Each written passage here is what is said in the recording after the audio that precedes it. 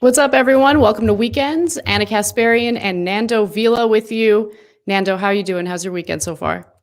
Doing well, doing well. My little puppy has diarrhea, so that's the only thing that's on my mind, really. I can't even think about anything else other than that. I'm like terrified, but I'm sure she's going to be okay. Yeah, you're a new dog. Well, I don't know if you've had dogs before, but when I grew up, I remember when I was a kid. Yes, when I was a kid, I had a dog, but I was a kid, so it wasn't really my responsibility. Yeah. I remember when I first got my dog, and it's same story. Like, I had a dog when I was younger, but of course I was living with my parents, so they took care of the dog.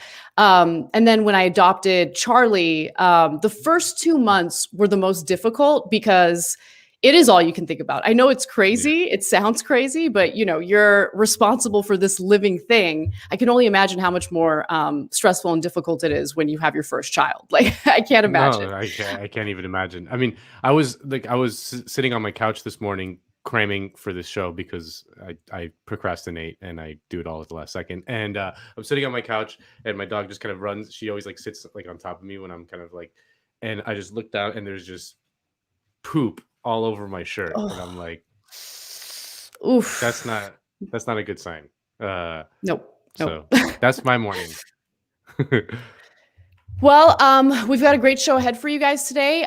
Nando is going to give us an update on Lula da Silva in Brazil, and we're going to have Danny Bessner on to talk about foreign policy and where we stand right now with Iran and the possibility of rejoining the Iran nuclear deal. It's going to be a great show. As always, please leave your super chat questions throughout the program, and in the tail end of the show, we'll answer some of your questions and read some of your comments.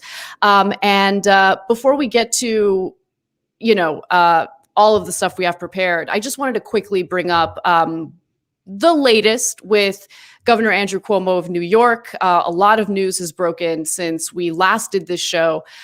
So, Nando, do you want to maybe bring up some of the updates to that?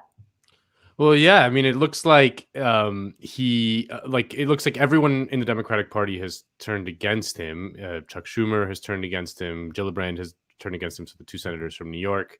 Obviously, a lot of the Congress people have turned against him. A lot of the state legislature has turned against him. And, it really looked like he might resign, given that all of the powers that be within his own party are turning against him. And he called that press conference and he said that he will not resign and that it's cancel culture's fault.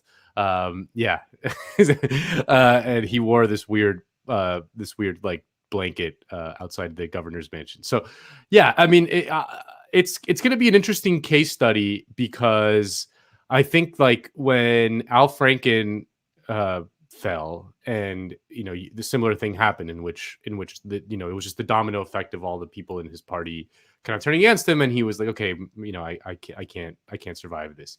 But then Ralph Northam in Virginia, when he got caught doing blackface, he just kind of held on and waited for it to blow over, and it did, and he's fine, and no one thinks about him, and he's there, and he's popular, and So I think Andrew Cuomo, who is a particular kind of single-minded psycho, is going to do a test case of what it means to just hold on for dear life, no matter what, if you get caught cheating, deny, and just, blame everyone. And so it'll be interesting to see in that way. If from a political kind of playbook standpoint, if you can survive even your own party turning against you and you just kind of hold on for dear life and see what happens.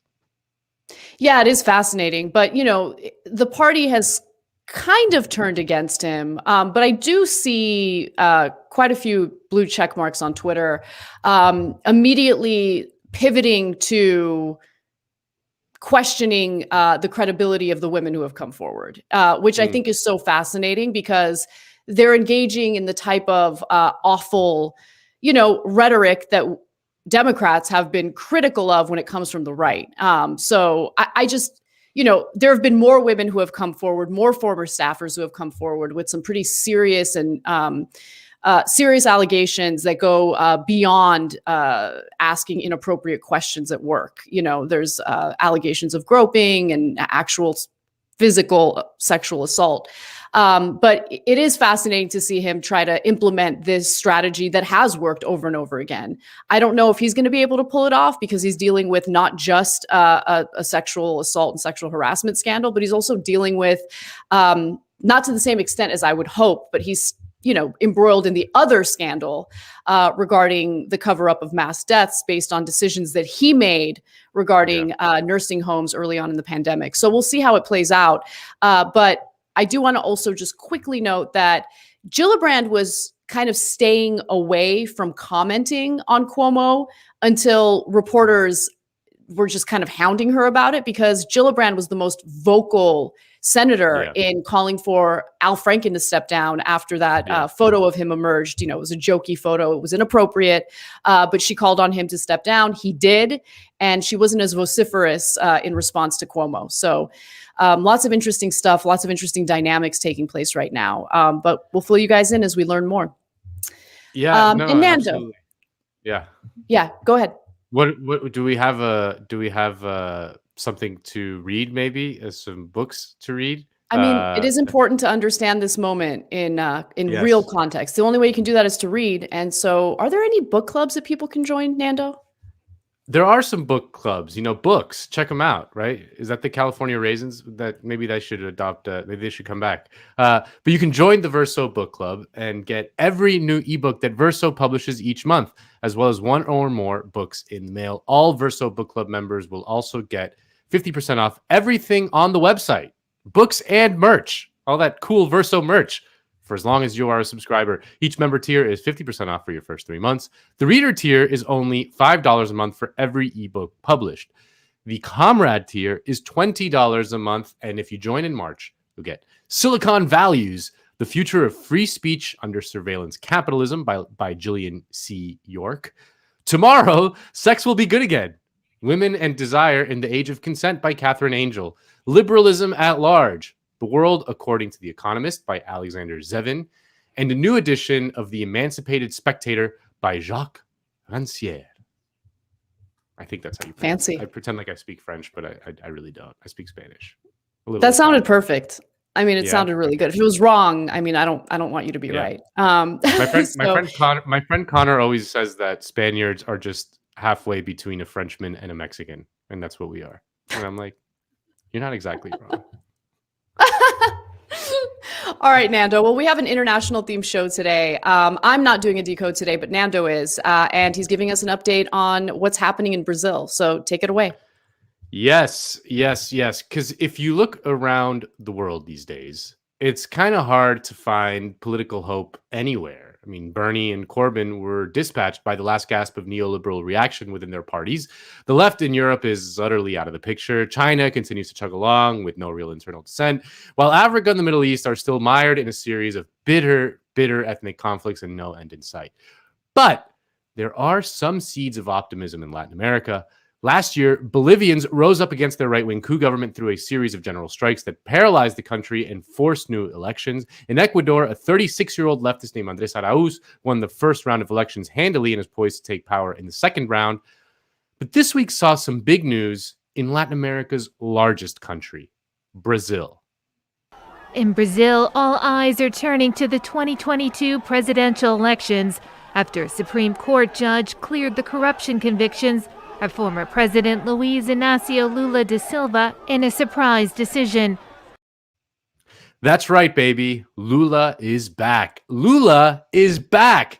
It's hard to overstate just how big of a deal this is. Brazil, as you may know, is more populous than the rest of South America combined. It's the 5th largest country in the world and home, of course, to the Earth's most important natural system, the Amazon rainforest, which is critical to our survival on this planet because it sucks out a huge chunk of the carbon dioxide from the atmosphere. So what happens in Brazil matters to you. And I don't know if you've been paying attention, but since 2018, Brazil has been run by this guy. That's right. Double finger guns guy himself, Jair Bolsonaro, who is somehow dumber and more violent than even President Trump. He was able to win because Lula da Silva, who is by far the most popular politician in the country and was leading all the polls, was thrown in prison and barred from running in the presidential election. This was the result of a years-long so-called anti-corruption probe called Operation Car Wash, or Lava Jato in Portuguese. At the time, the global liberal establishment fawned over the brave heroes fighting the forces of corruption. This introduction by Anderson Cooper on 60 Minutes was fairly typical of the press's tone. Imagine if the Watergate investigation had led not only to the downfall of President Nixon, but also to allegations against his successor, plus the Speaker of the House, the leader of the Senate, a third of the cabinet, and more than 90 members of Congress. That gives you some idea of what's happening in Brazil right now. The country's stock market plunged this past week after a report that President Michel Temer had been caught on tape approving illegal payoffs, a potentially impeachable offense. Brazil's last president, Dilma Rousseff, was impeached. The country is suffering through one of its worst recessions in history and a crisis of leadership, caused in large part by a massive corruption investigation. It's known as Operation Car Wash. It's one of the largest bribery cases ever investigated, and it's being led by a small group of idealistic young Brazilian prosecutors and a crusading judge. Wow. A small group of idealistic young Brazilian prosecutors. Anderson, tell me how you really feel. Now, at the forefront of this whole investigation was a judge named Sergio Moro. He became an international hero for his brave anti-corruption stance. And the scale of Lava Jato was immense. It took down dozens of politicians and business leaders. But the big prize was Lula himself. And in April of 2018, he was arrested for the alleged crime of receiving free renovations on an apartment in Brasilia, which he never even lived in. Again, the liberal press cheered this on. Here is the New York Times editorial board's reaction to Lula's imprisonment. Quote, however painful and disheartening the fall of a charismatic and dynamic leader, and however exhausted Brazilians must be from the political havoc of recent years, this is not the time to give up. History shows that battling corruption takes years, but also that incremental successes do change norms. Judges, like Sergio Moro, who has courageously led the prosecution in Operation Car Wash, have demonstrated that Brazil does have the institutions and means to take on even the most powerful and most popular of malefactors. There are still 6 months to go before the national elections. They should be spent in search of a leader who can ensure that the gains against corruption are not setbacks for democracy. Well, congratulations, New York Times. You got Bolsonaro. And those of us on the left always suspected that this was all just a politically motivated attack, that it was always just a way to smash the left, which was still, in Brazil, more popular than the right. In fact, it was very suspicious to those of us on the left that shortly after Bolsonaro won, Sergio Moro was named Brazil's justice minister. It seemed like a flagrant quid pro quo. I mean, you take out Lula, allow me to win, and I'll promote you. Well, it turns out that those of us on the left were correct. Now the former judge who oversaw a multi-billion-dollar kickback scheme, nicknamed Operation Car Wash, is at the center of scandal himself and facing calls to step down. This follows the publication of leaked conversations and messages that he allegedly exchanged with prosecutors about the Lula da Silva case.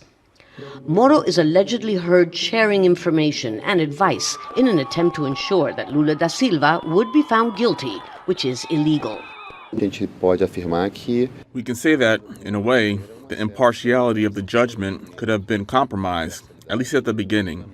We see that there was a kind of orientation given by the judge to the prosecutors in the legal process. Lula was convicted and prevented from running for president last year, clearing the way for current President Jair Bolsonaro's victory. Bolsonaro then named Moro justice minister and reportedly promised to give him the next available seat on the Supreme Court. Well, the story of the anti-corruption crusaders' own corruption was broken by Glenn Greenwald and the team at The Intercept Brazil with a massive trove of leaked WhatsApp messages and documents. And I think it's worth letting Glenn explain what they found. What this material shows are three key things. Number one, it shows that inside the prosecutor task force, they were talking openly about how they wanted to make sure that the Workers' Party lost the election. And we can talk about the specifics, but in particular, there was a judge who authorized Lula to give an interview from prison 12 days before the election, and they panicked. And they said, we need to stop this because if Lula is allowed to be heard from, there's a good chance he will make PT win the election, and we need to put a stop to this. They said they were praying every day that PT doesn't return to power, PT being the Workers' Party. So this 5-year claim that they had, we don't have any preferences for parties, we don't care who wins elections, was an absolute lie. They were talking openly and explicitly about how their top priority was making sure PT didn't win the election, exactly what people have been accusing them of. Secondly, just like in the US, a judge is required to be neutral. A judge can't favor one side or the other. And there's long been a suspicion that Judge Morrow, when he was ruling on these cases, like finding Lula guilty, finding other left-wing leaders guilty, and people from other parties guilty, that he was in fact collaborating in secret with the prosecutors to design the case. They vehemently and angrily denied this accusation. The head of the prosecutorial task force, who's a national hero in Brazil, Delton Dallagnol, wrote a book in which he said, these accusations are outrageous, they're disgusting. We have video of Judge Morrow being asked about this, and he was so angry about it that he actually scoffed at it with a smile, saying, people talk about this as though it's Judge Morrow's prosecution or Judge Morrow's strategy. He said, people don't understand. Judges in Brazil have no role in prosecuting people. Our value is one of passivity. We simply listen to both sides, listen to the evidence, and make decisions. What the conversations that we publish show between Judge Morrow and the head of the prosecutorial task force is that Judge Morrow, in fact, was constantly directing, constructing, designing the entire prosecution, screaming at them when they were doing things that he thought were wrong, telling them how to better fortify the case, not just against Lula, but against other people. He was basically the commander of the prosecutorial team, and then walking into court as though he were sitting judging Lula's case and others as a neutral arbiter. So everything that they vehemently denied to the public they were doing, in fact, they were doing for years, as these documents show. And then the third key revelation, as you said, is that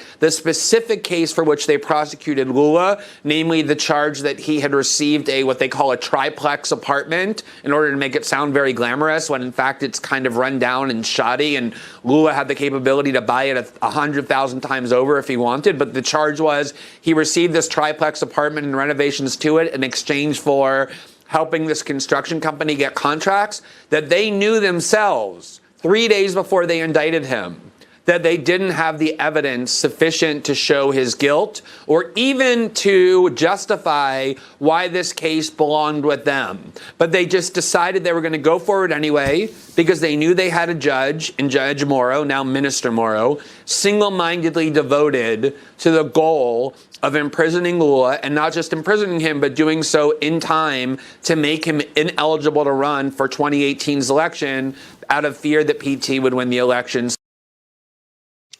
So now Lula is back.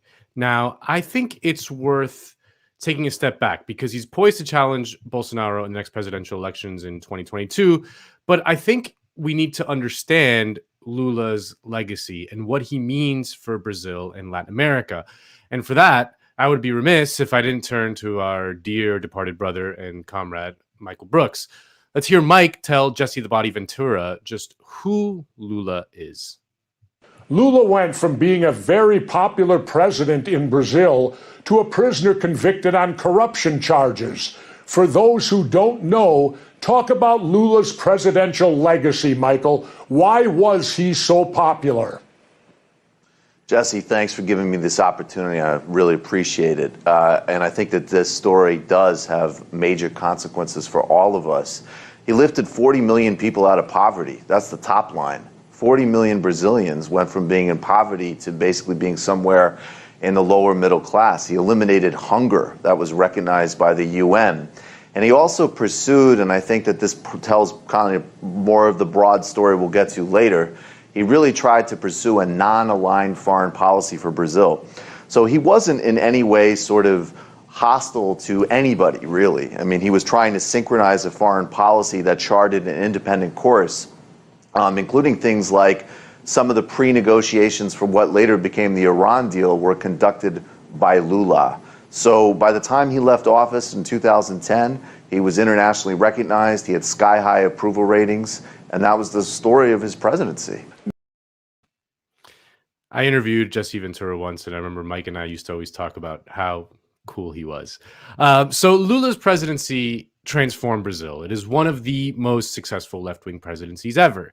His signature reform was known as Bolsa Familia, which was a cash transfer scheme for the poor that lifted millions out of poverty. But even before he became president, Lula had already transformed Brazil through his remarkable rise through the labor movement. As I mentioned at the top, Brazil is a massive country. It's incredibly diverse and complex, with massive industrialized cities like Sao Paulo and Amazonian outposts like Manaus and everything in between. Brazil imported more African slaves than any other country in the Western Hemisphere. So its history is a very violent one, and its society is terribly unequal, and its social divisions run deep. In 1964, a US-backed coup instituted a military dictatorship in order to thwart a budding social democratic movement. The dictatorship was brutal. It ruled through torture, murder, censorship, and repression. But by the 1970s, the labor movement was gaining steam, especially in the car manufacturing plants around Sao Paulo. And at the forefront of that movement was an uneducated factory worker who had lost a finger to the machine, Lula da Silva. Here's the Christian Science Monitor on that time. In 1979, more than 170,000 metal workers paralyzed the three main industrial suburbs of Sao Paulo, then known as the ABC region. The state intervened to bring large-scale striking to a halt, but it turned into a violent confrontation between armed forces and the unions. Strikes continued in the south of Brazil, and in the fall of 1979, the government agreed to a new wage law that adjusted wages every 6 months. Quote, "These strikes marked the beginning of the end of the dictatorship," says Brodwin Fisher, a history professor at Northwestern University in Evanston, Illinois. Strikes were led primarily by the Metalworkers Union under the leadership of Luiz Ignacio da Silva, known as Lula. They marked the creation of Brazil's Workers' Party, which is one of the nation's main political parties today. Mr. da Silva went on to serve as Brazil's president between 2003 and 2010. The military dictatorship went away in 1985, and it was thanks, in large part, to the massive strikes led by Lula. So it's not just that his presidency was a success, it's that he utterly transformed the country through his life's work. Of course, for someone like Barack Obama, that was not enough. In his memoir, Obama wrote of Lula, quote, "He had the scruples of a Tammany Hall boss, and rumors swirled about government cronyism, sweetheart deals, and kickbacks that ran into the billions." Thanks, Obama. Anyway, Lula understands that the power of international capital, of whom Obama is a dutiful servant, will work to destroy any leader who tries to help the poor. Ou seja, na América Latina, toda vez que apareceu presidente que tentou fazer política social, ele foi derrubado. Todas as vezes. A elite brasileira e a elite de outros países não aceitam uma política de desenvolvimento que tem inclusão social. Well, so what now?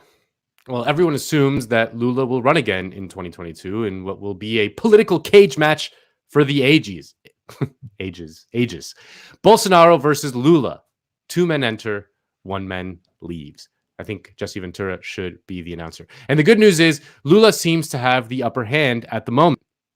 James, how popular is Lula da Silva now, and how much of a threat could he pose politically to President Jair Bolsonaro? All indications are that his popularity is increasing very quickly. He gave a press conference yesterday, which was extremely well received, even by the media that had been very hostile towards him in Rede Globo, the global news network. I think his popularity will only increase as he starts carrying out a campaign to travel through the country to speak to the people. Now, of course, a lot can change from now until the election. They can try and use the courts to stop Lula again, although that may be difficult. But as Benjamin Fogel writes in Jacobin, there could be even something more nefarious. Quote, "The elephant in the room is how the Brazilian military will respond." In a recent book, former Armed Forces head Eduardo Villas-Boas admitted that he and other senior generals attempted to exert pressure on the Supreme Court through Twitter the night before a ruling that would determine if Lula would be imprisoned and ineligible to run in the 2018 elections. But for now, Lula is livre, and he is eligible to run. The Workers' Party is still the largest party in the country, and Lula himself is the most popular politician in the country. And there is hope that alongside figures like AMLO in Mexico, Arce in Bolivia, Fernandez in Argentina, Arauz in Ecuador, and of course, Lula in Brazil, the pink tide will get a sequel in Latin America. Hopefully this time they can build on the foundation set in the early 2000s and go beyond the reforms that lifted up 70 million people out of poverty. A lot of good news today regarding Latin America. Obviously, the segment you just did, the interim president for in Bolivia, Janine Áñez, I believe, just got arrested. And that was, of course, a product of the coup that took place in Bolivia. So a lot of great news. But I want this to be more than just a story in time. I think there are important lessons to learn from what happened to Lula that the left, particularly in the United States, should be aware of and think about critically. And that is the way that the right wing propagates, certain narratives that tend to be appealing to the left, right? But it's all empty BS. Like in the case of Lula, they used the issue of corruption. And obviously corruption is something that most people care about, but the left also cares about. And so painting him as this corrupt politician was the right kind of propaganda to get people to turn on him, right? And so we should be aware of similar tactics that are used here in the United States. I think a good example right now is the topic of cancel culture and how it gets twisted to fit the narrative that the corporate Democrats want to put out there, right? So we talked about that last week with Kyrsten Sinema, voting against the $15 an hour minimum wage. And then she uses identity politics, for instance, and cancel culture is certainly connected to that because identity politics usually leads to the cancellation of someone. But she used like the fact that she's a woman to say that any type of backlash or criticism is sexism. We've seen prominent, progressives running for office get hit with all sorts of insane accusations of sexism, racism, things that the left clearly cares about.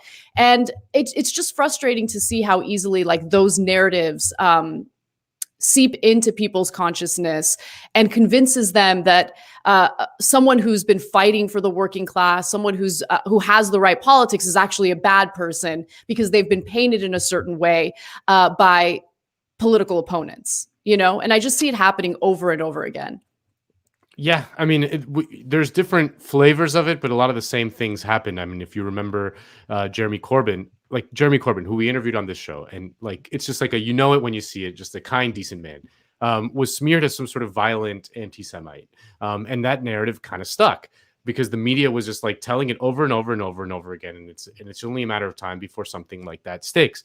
Bernie Sanders was somehow seen here by the mainstream media as some sort of crypto misogynist, racist, like crazy things, like a guy who was arrested on his college campus fighting for civil rights in the 1960s and marched, with Martin Luther King and all this stuff, like is somehow now warped and seen as a racist.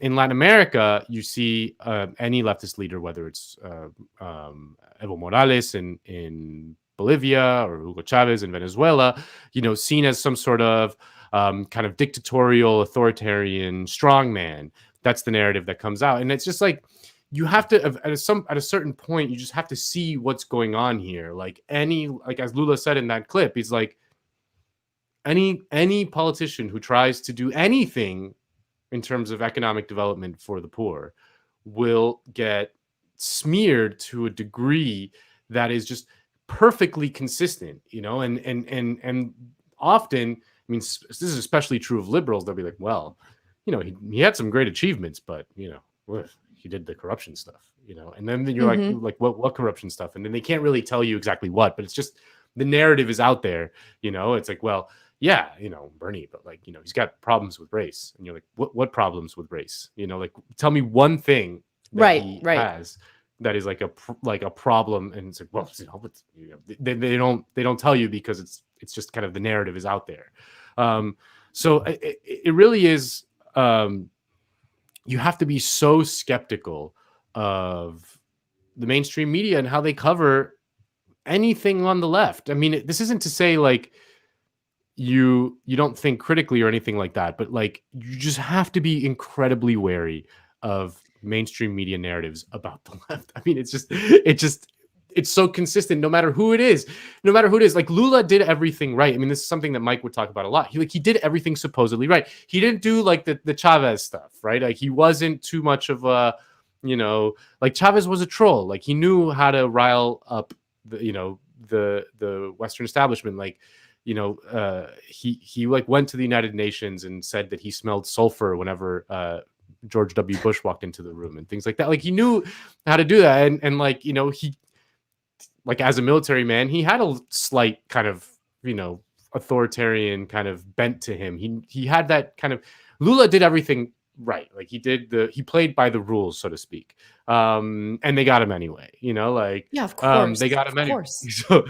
So yeah, I mean, but that's a lesson as well, right? That's a lesson as well, that if you play by the rules, if you go out of your way to not threaten the liberals, they're still going to have it out for you. And so, you know, the fight for the left, it never really ends, right? One victory doesn't mean that you can just kind of like be calm and complacent and you don't have to deal with you know, efforts to destroy you.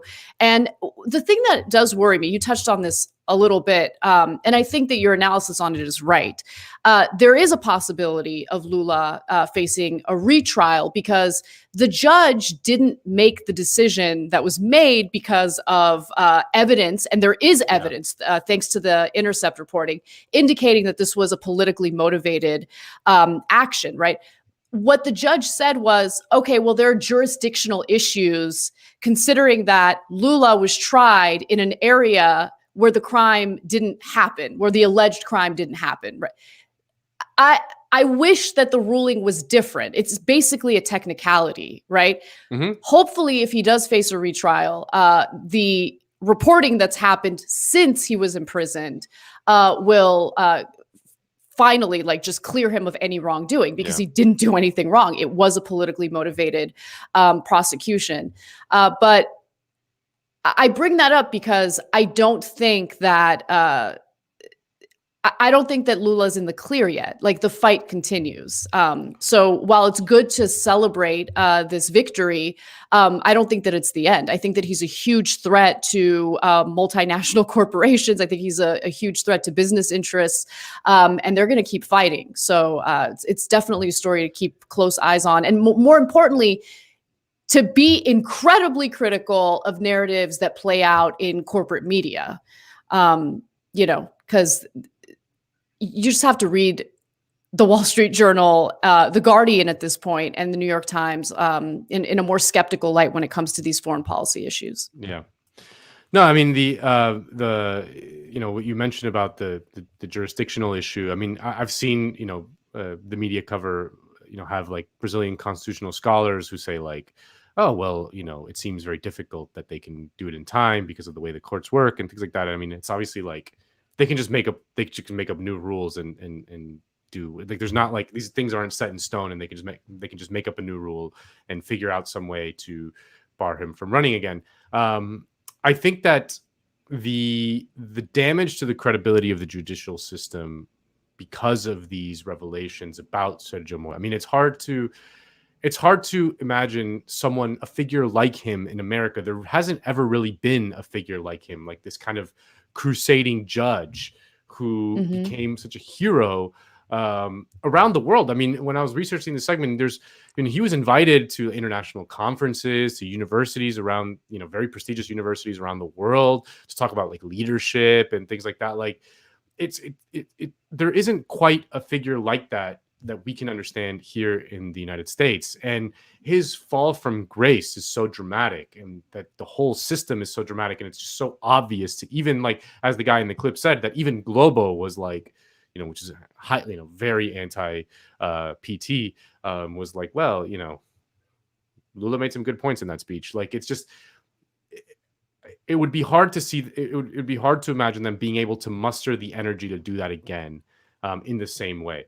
That's why, like, Benjamin Fogel's like, well, maybe they have to, if they really want to stop him, they have to go to the, they have to pull the nuclear option and get the military involved, which would obviously be terrifying. But so yeah, I mean, it seems like the Brazilian elite is desperately going to try to find some sort of candidate, some sort of like Emmanuel Macron or Justin Trudeau type figure to run. But it just, I don't know. It just seems like from all I can gather and from all I can read, that it's, the center cannot hold in Brazil. It's either Lula or Bolsonaro, and you got to choose. And so I like the odds in that fight. Yeah. Well, we're not done with foreign policy. Joining us now is Daniel Bessner, a good friend of the show and a history professor, knows his stuff. And we have a lot of questions about Daniel, what's going on you in the look world. great. Did you comb your hair and did you put on, like you fired up your ring light? You're looking great. I keep it real. Yeah. This is my crib. Welcome to my crib. Hey, Danny.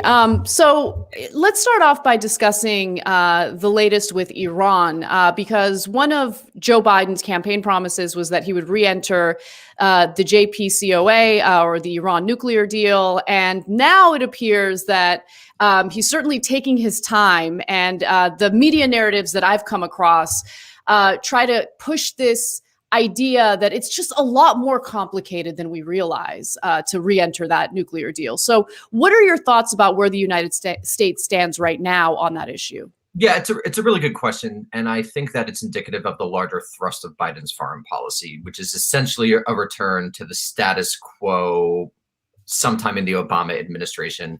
Foreign policy, obviously, pre the negotiation of the Iran deal. But my sense from within the sort of deep sea foreign policy community, the think tanks, the people who are discussing this professionally, is that within the Biden administration, there's anxiety about either entering the deal too quickly or, re-signing the JCPOA in a meaningful way because it would give up so-called leverage against Iran.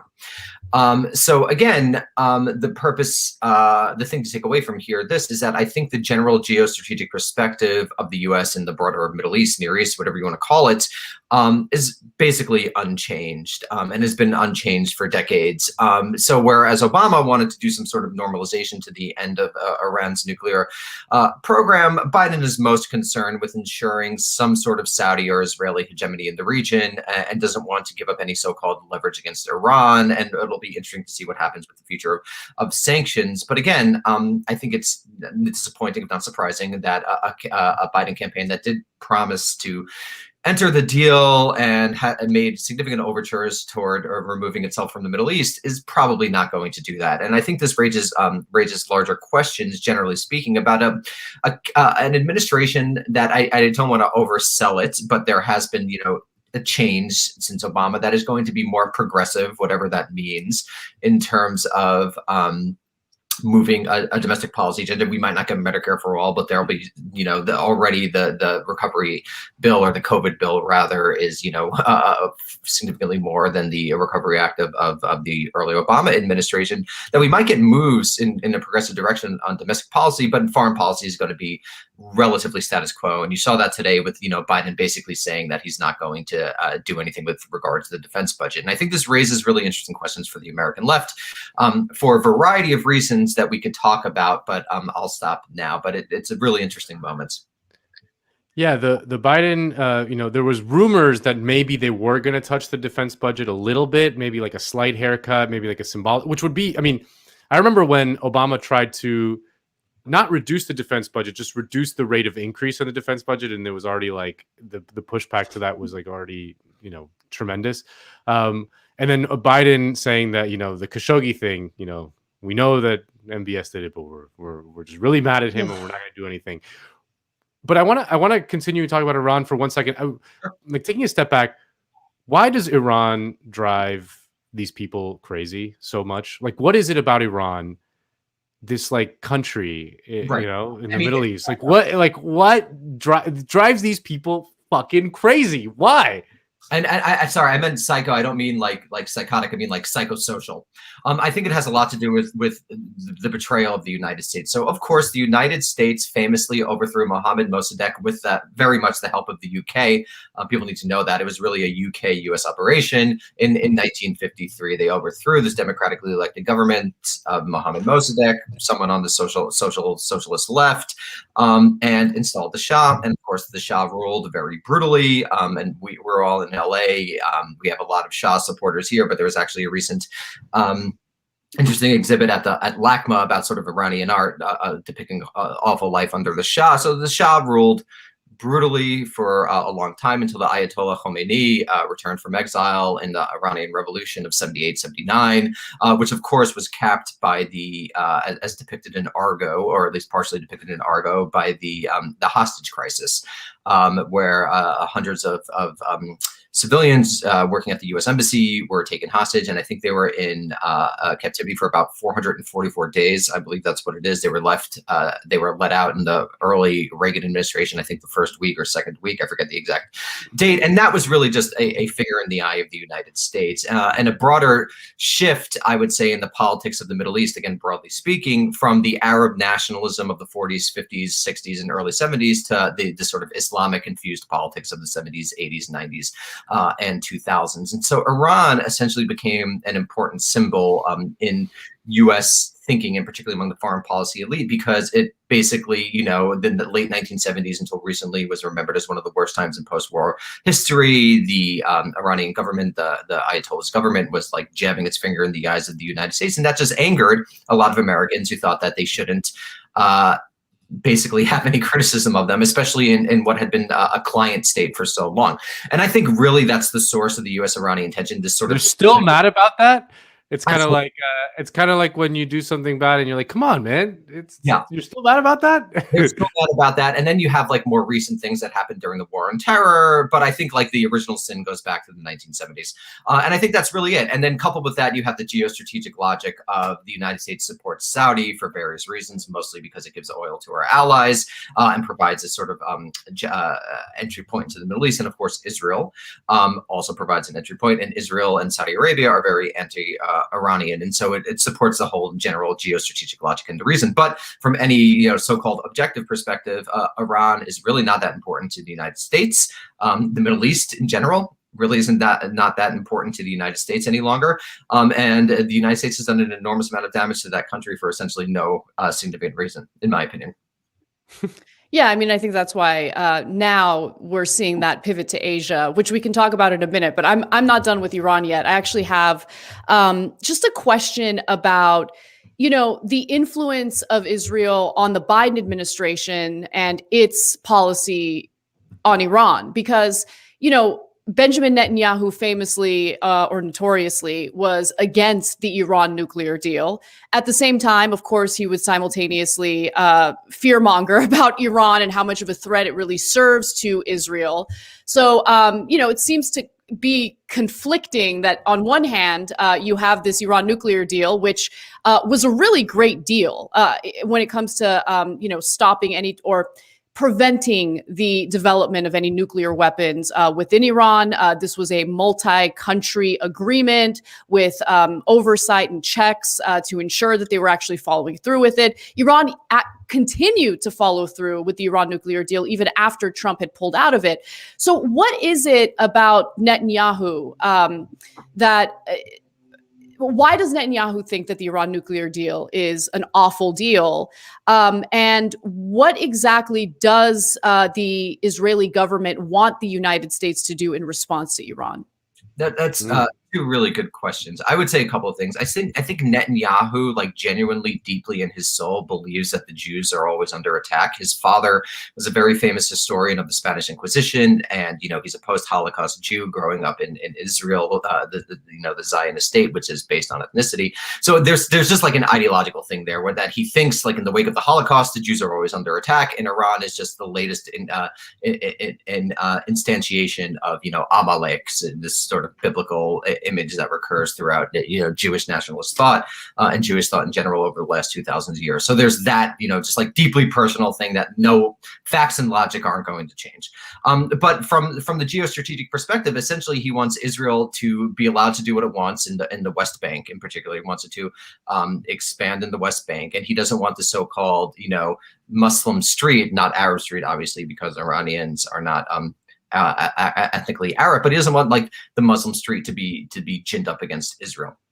Now, in terms of the United States, why does the United States just allow Netanyahu to do whatever he wants? I think that is, again, so deeply ideological that you have someone like Anthony Blinken, when he was giving a talk last summer, say, like, we're going to totally change Middle East policy except for certain fundamentals. And the only fundamental that he mentions is the United States' unwavering support for Israel. Now, so why does the United States have unwavering support for Israel? I think that's mostly due to domestic lobbies, particularly today. Actually, the Christian evangelical lobby is probably more important than, lobbying groups associated with Jews. But in the 50s and the 60s, it was mostly Jewish organizations, and in the 70s and the 80s and the 90s, evangelical organizations began to take over. They essentially made unwavering support for Israel a crucial plank of U.S. foreign policy. And because most Americans, to be frank, don't really care that much about foreign policy unless there's a war, hyper interested small groups are able to have an enormous amount, and I think enormous amount of impact. And I think that's what's going on with regards to Israel and Iran. And we see it in other places. Nando's from Miami. The Cuban lobby is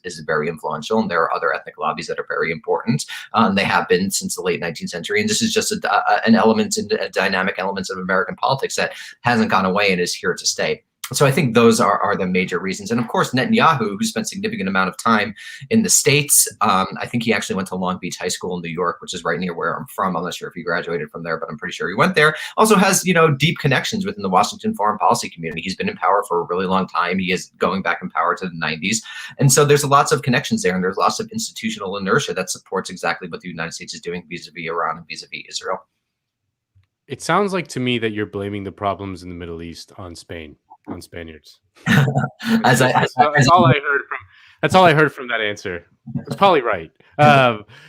We've talked about this a lot in person because you were kind of in the Bernie orbit. You're an academic, expert on U.S. foreign policy and things like that.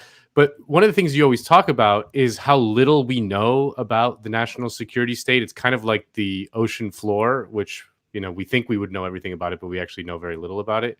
And like one of the first jobs that you would want to do if you were in power in some way is to literally just do like congressional task forces to figure out what the hell is going on inside there, because we just literally don't know. It's like a black box. Can you describe that dynamic a little bit? Like, just how much do we not know about what goes on? Sure. And I think this is actually really critical if, like, the left is serious about governing. So the way I would frame it is that the New Deal order of the 1930s and 1940s became permanent because New Dealers made a deal with conservatives, people who were anti having a large, expansive state. And the deal essentially was that certain functions that might like properly be considered part of a state function, for example, healthcare, for example, building defense armaments, for example, research into what someone should do on the international stage, were privatized. So let's take, for example, what I study, the Rand Corporation, whose basic contractor, at least in its first decades, was just the United States government, was nominally private, right? So you have a bunch of people being funded by the Air Force, mostly, coming up with ideas about what the United States should do in the world, totally outside congressional or public, or the purview of Congress or the public. And that's just an example that exists in a lot of different spaces. For example, Americans' weapons are produced by private contractors, famously the military-industrial complex. So what you have is a state formation that does not only consist of the official organizations of the state, the ones we always hear about, the CIA, the NSC, the Department of Defense, the State Department, but also has this sort of large penumbra of parastatal organizations like the Rand Corporation, like Boeing, like Lockheed Martin, like Raytheon, like Northrop Grumman, that are actually not officially part of the state, but essentially serve state functions. So when people refer to the national security state, they're mostly thinking about the CIA and DoD, but I think it would be more useful to think about both the official organizations of government and these sorts of parastatal organizations. Now, of course, these parastatal organizations are very difficult to get a handle on what they're doing. For example, the Freedom of Information Act, you cannot use that to get information from parastatal, quote unquote, private organizations. So what this is all to say that we don't even have a really good sense of how these organizations function with each other. So when I was on the Bernie team coming up, I don't want to exaggerate my importance by any stretch of the imagination. I was the one you were talking to him every day. You were the puppet master behind the scenes. We have you to blame for both his successes and his failures. I'll take it. But one of the things that I was really emphasizing there was that we just need to literally figure out how the power map, I mean, to use an old lefty term about union organization, to really just understand where power flows in this very complex structure that is regulated and not regulated in particular areas.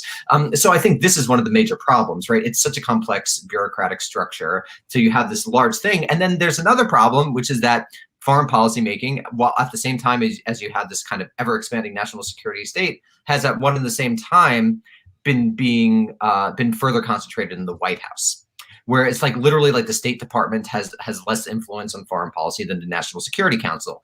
And of course, the National Security Council, the president can just appoint whomever they want. And this is how someone like, of course, Henry Kissinger gets into power, or Brzezinski gets into power, or people who might have had more of a difficult time getting confirmed, maybe not.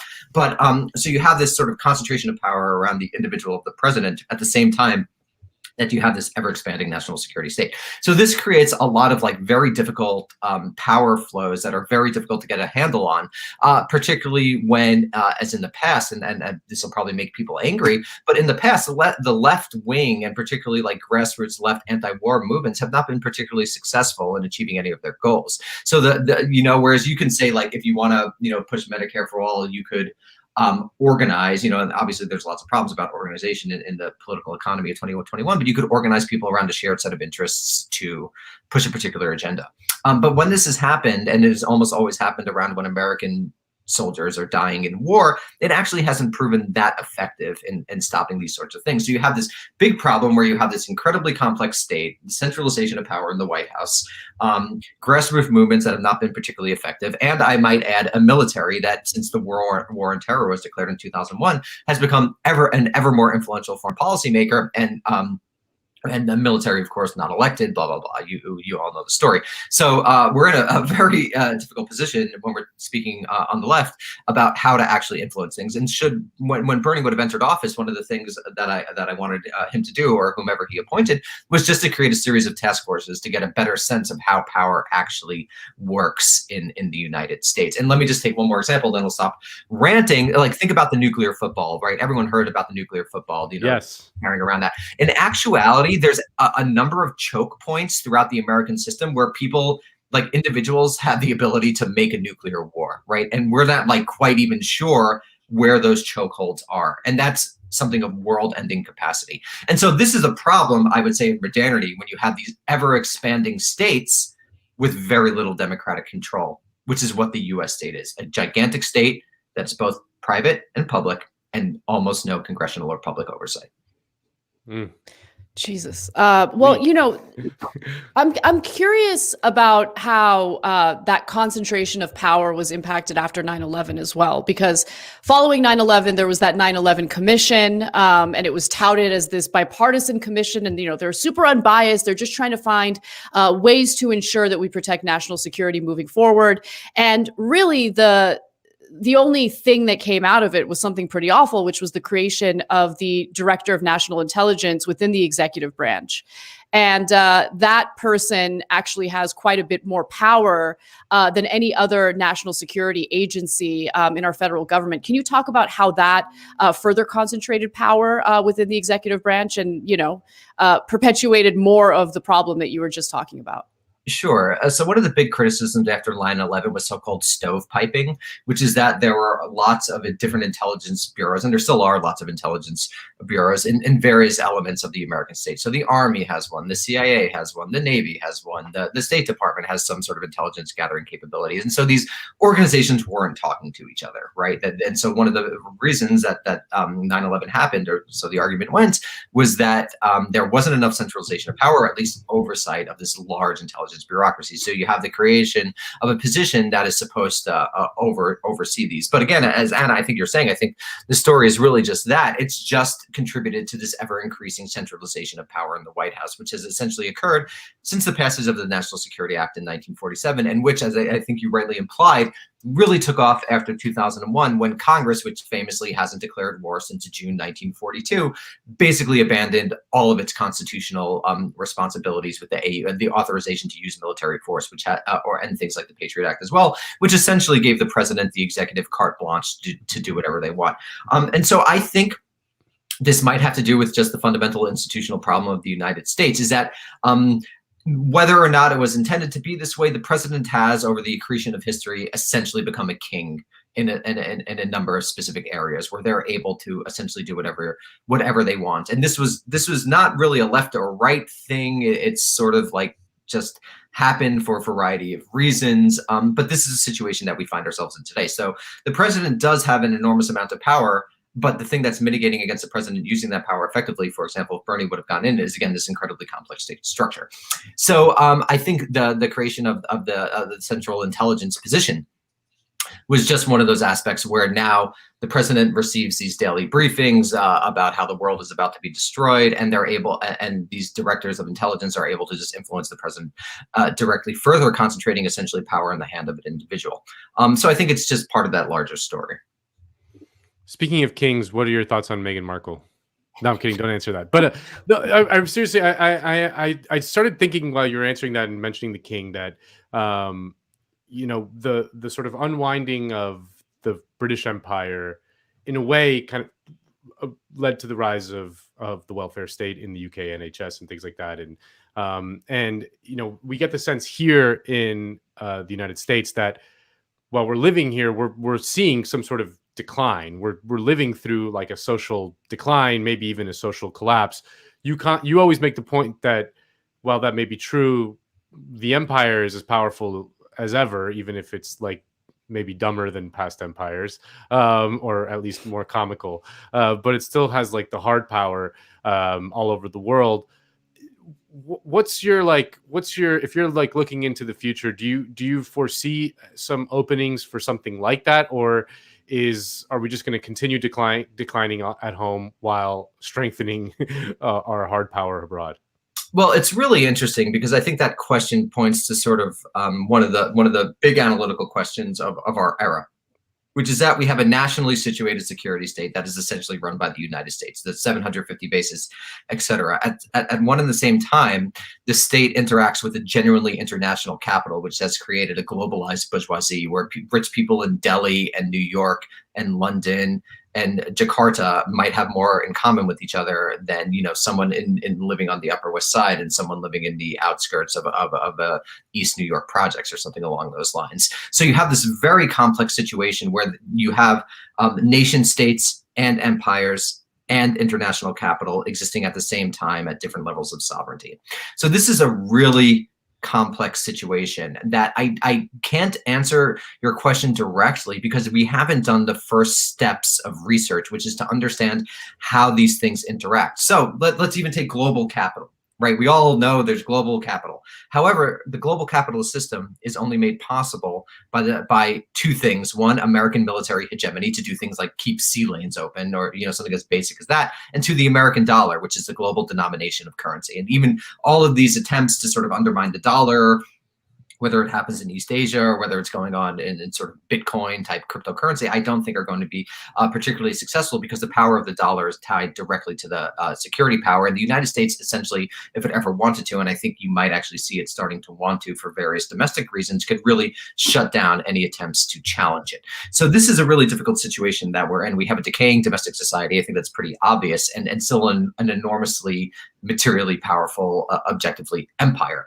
And so I'm actually beginning to think some of these things through in a column that I write for Derek Davison's Foreign Exchanges newsletter, which is in what ways could this actually exist in global structure of American empire, or not if, not only in what ways, but if it could be used toward more positive ends. And this is obviously like a first sort of step in research. But if you think about it from a Marxist perspective, the whole Marxist claim is that you need capitalism because capitalism creates the conditions of technologies, social relations, i.e. the creation of the industrial working class that enables socialism. So if we actually have this existing US empire, what is the goal? Should we just try to get it down, or should we try to turn that empire into something that would be genuinely democratic or not? I don't know, but the truth is that we're facing a 21st century that's going to be defined by like truly global problems, climate, inequality, pandemic, and we don't have any planetary organizations that are able to address these problems effectively. So this is an enormous problem that I think we're going to have to address going forward. And the only global organization that I see is the American empire, the American empire and a nationally situated left, because there's no real international left-wing movement or working class movement. So it's up to us. But this is very difficult. I mean, show. Yeah, it's up to us on the show, but it's a very difficult problem, right? Are you going to be able to really use the empire for good? Maybe not, I don't know, but I don't see any other organization. The UN is not going to do it. Who's going to do climate change? I don't know. Yeah, I mean, well, speaking of, future problems and a growing problem that I think most people who are paying attention to foreign policy have noticed is this pivot to Asia that really began under Obama's administration, tail end of his second term. And obviously, in political ads, whether it's a Democrat or a Republican we're talking about, you'll notice very similar language being used, and antagonistic language toward China. And what's kind of terrifying about that is while, the American electorate is experiencing fatigue regarding endless wars, and that's a good sign, I feel like the temperature changes a little bit when it comes to their rhetoric on China. So can you just kind of discuss why Obama decided to, undergo this pivot to Asia, and what this means for the future of the relationship between the United States and China?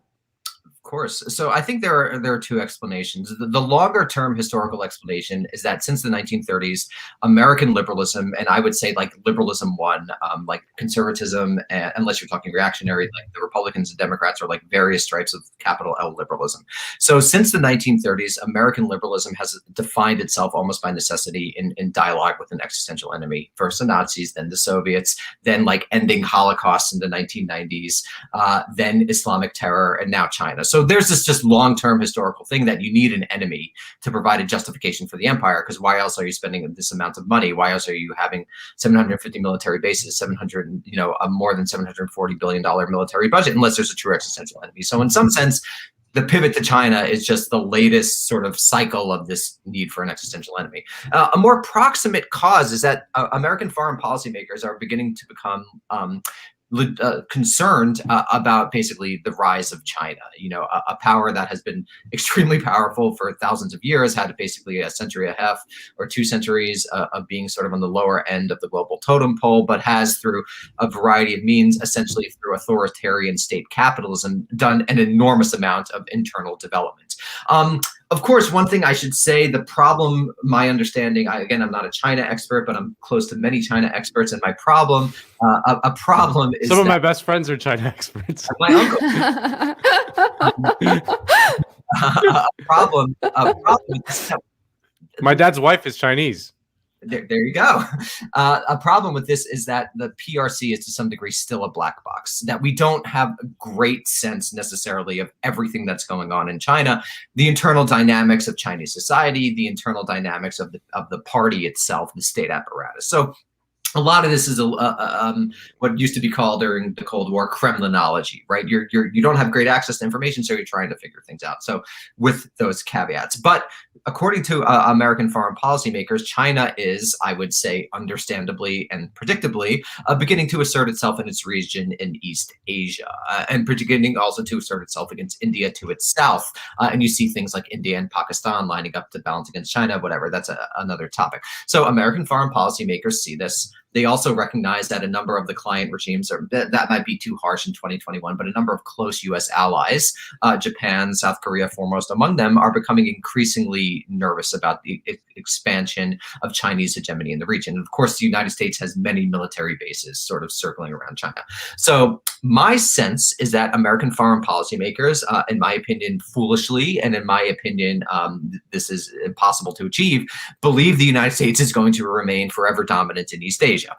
So what they're doing is they're trying to shift basically strategic attention from the Middle East, from these like so-called endless wars that don't really do much that's good for the United States and have been generally recognized basically across the political spectrum as pointless, shift attention from there to China. And this provides, again, a logic for China, a logic for the continuation of the American empire, a logic for the continued hegemony in East Asia. And I want to add a third thing, a potential logic to paper over domestic divisions. So one of the great things that the Cold War did is that it basically allowed American society to organize itself around an existential enemy. And you already see this rhetoric. And one of the reasons, as Anna just gestured toward, one of the reasons that people on both sides of the political spectrum are using anti-Chinese xenophobia is because this provides a way to sort of paper over these differences and to put together a crumbling American society. And I wouldn't be surprised if the new Cold War with China, like the old Cold War with the Soviet Union, is used to do things like fund healthcare, to fund American universities, using a national security logic. And I want to point to one more thing, and I think this is a gigantic problem for the left. In actually existing American history, social democratic reform, from public housing to anti-racist legislation, to the funding of American universities, have always been accompanied by a militaristic program. You don't get social democracy in this country if you don't also have American militarism. And this is an enormous problem for the American left, because what's happened in the past is that, leftists, maybe they don't love fighting with this existential enemy, but if there's no way you're going to get funded American universities, that's just something you have to deal with at the time, or something along those lines. But we've never actually had social democracy without this militarism. And I think this is an enormous analytical, moral, and ethical problem for basically our generation of leftists who are avowedly anti-imperialist and avowedly internationalist.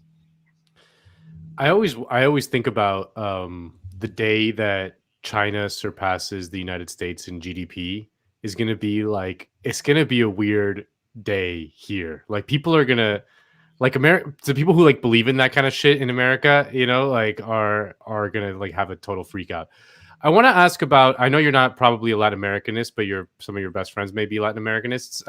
If you had a similar role that you just had with the Bernie campaign, with some of these sort of new pink tide candidates emerging in Latin America, whether it's Arce or Arauz or even Lula, what advice would you give them in this kind of in 2021? Like what should they be looking towards? What should they learn from the first experience? And like, what should they be focusing on? It's a great question. And before I answer, I just want to point people to an issue that I co-edited of NACLA. Already plugging some fucking shit. God damn it. I don't get any money from it, but there's a great left-wing organization based at NYU called NACLA, N-A-C-L-A, and I co-edited a NACLA report titled "A People's Policy for the Americas," which was essentially what the goal of it was to bring Latin Americanist experts, and most importantly, Latin Americans themselves, to provide, this looked like when Bernie might actually win, to provide a series of policy recommendations for what a Bernie administration do vis-a-vis Latin America. And so the thing that there we go. And so the thing that really came out of that was that what most Latin Americans want is just for their fucking sovereignty to be respected. I think it's difficult for Americans to appreciate how much the United States has intervened in Latin American politics since the early 19th century, and in my opinion has totally distorted organic development. So the first thing to do would be to allow Latin Americans to do what they want. Well, I'm talking about, yeah, but that's assuming you were talking to Bernie. What should like Lula, like what these people, assuming the United States is not going to stop, because it's not. So Right. Assuming the United States is not going to stop, the only thing that I think you're able to do is basically have some sort of Latin American bloc, like a genuine Latin American bloc. Now, the problem, Nando, Anna, as you no doubt know, is that there's a lot of different domestic developments within Latin American countries. There's indigenous politics, there's agrarian politics, there's developmentalist politics, and this, of course, scrambles the left-right divide that we understand as we understand it to be in the United States. So take, for example, AMLO. AMLO made his career as a mayor in Mexico City by partnering with Carlos Slim in order to develop the city. So the difficulty is that the goals of Latin American politics are not necessarily the goals of the United States, obviously, but that this scrambles the entire political spectrum. But if I were giving like blue sky advice, I would say that you have to organize some sort of bloc. You have to start building connections to powers that are not the United States, that will be able to provide you with the capital to develop the societies of Latin America, which people, I think, still actually that the people of Latin America seem to at least still want. But it's very difficult. And of course, the famous Porfirio Diaz quote is, Mexico, so far from God, so close to the United States. Because what's happening during all this is that the United States is putting its finger on the scale of these various groups, these various elites, and really messing with local Latin American politics. So the only way I see is block and finding some sort of external source of development aid. But like, it's not like you really could trust China or Russia either. So and as it has been for centuries, Latin America is in a very difficult position and looks likely to be in a difficult position for a while. As you were answering that question, I was thinking about Biden's rhetoric in regard to Venezuela, his administration's rhetoric in regard to Venezuela, and how, despite how comical it is, they're still referring to Juan Guaido, an individual who has failed to conduct a successful coup in Venezuela, as the leader of Venezuela. It's just couldn't even do a coup with U.S. support. What a cuck. Oh my God, it's just so embarrassing. If I had the CIA, I would do a coup every day of the week. I mean, but imagine being the leader, the most powerful person in the world, referring to this clown as the rightful leader of Venezuela. I guess I just wanted to make a comment about that. I don't know if I really have a question, but I do want to get your thoughts. Yeah. It just indicates, as many things indicate, that the United States thinks it's so powerful in Latin America. It genuinely or generally doesn't care that much what happens because it thinks that it could affect things. It's not worried about Latin America in a meaningful sense. So I guess to return to Nando's question, somehow the governments of Latin America need to find a way to make the United States worried about them in a legitimate sense. Now, what that entails, I don't know. I'm not enough of an expert, but I think they need to put the fear of God, and that is the fear of Latin America, in the United States. Someone like Biden, who has no interest in Venezuela, I don't think there's a particularly strong interest there, is just basically repeating right-wing talking points because it doesn't care that much, right? There's not much of a consensus within the Biden administration that things should be different in Venezuela or that things should be different in Latin America. And so that has to be forced somehow exogenously from the countries of Latin America, and also, of course, domestic pressures. They should do some memes like what Putin did on Facebook, and the memes will make them terrified, Well, one of the things that I've always think, and I think could be an interesting thing to think about in the coming years, is to more genuinely integrate the United States with Mexico and Canada, because Mexico and Canada, I still believe, are the United States' two largest trading partners, and the U.S. and Mexico really do rely on each other. And beginning to create some sort of supranational organization that genuinely brings the two countries together without, of course, America dominating it would be a useful goal. I don't know how that's possible, but I think we need to begin thinking creatively. I think there's been such U.S. intervention in Latin America for so long that something needs to be done to meaningfully stop it. Mm. Yeah. Well, yeah. And you got anything else? I mean, I could keep talking, but yeah. Well, Daniel, I mean, actually, I'm just thinking about all the various foreign policy questions I have, because apparently Daniel knows everything. I can ask him anything want. What's going on in Africa? Right. Let's just do a tour around the world. What about Australia? Yeah, I can't think of anything specific at the moment. But I do think it's important to keep an eye on just going back to China. Like that's the most interesting, foreign policy issue that's being discussed right now. And okay, I do have one more question about China, and it specifically has to do with the left and how they frame, U.S. foreign policy toward China. So I've noticed that there is a lot of difficulty in having a nuanced analysis of countries like China. So for instance, on one hand, you can be fearful of the United States, increasing its antagonistic approaches toward China, for instance, selling record numbers of arms to countries like Japan. And that's a problem. I mean, it's going to destabilize the region. Just pumping it with more and more weapons is not the answer. But at the same time, I think it's okay to be real about any wrongdoing on behalf of the Chinese government. So the treatment of the Uyghur Muslims, that's real. Being honest about that doesn't mean that you're in favor of, any type of militaristic action toward China by the United States. So how do we kind of, sharpen our framing when it comes to these types of issues? And I completely agree. There's no reason to be Pollyanna-ish about the Chinese government, not only what it does with the Uyghurs, but it's an oppressive government that basically doesn't allow for any civil liberties. And to me, that's almost a truism. But at the same time, like you said, one has to be able to make those critiques without then, at the same time bolstering the U.S. desire to maintain hegemony in East Asia forever. So I think one of the most important cultural things that we are. So the way that I think about it personally is I am situated in the United States. I'm an American citizen. My voice has more meaning here than it does elsewhere in the world. So I'm primarily thinking as an American, not because I think nationalism is good or the nation state is great, but at this historical moment, I exist in a historical complex, and this is where I'm situated. So one of the things that I think that I could do is help to convince Americans that sort of the universalistic fantasies that emerge from the Protestant, let's even say Puritan character of this country, which imagines that the United States could rule the globe in a meaningful way, which also sort of blended itself with progressive capital P ideology at the turn of the 20th century, is just wrong. The United States can't manage the world. There are things that are going to happen that are not good, and the United States shouldn't do anything about them because variety of reasons.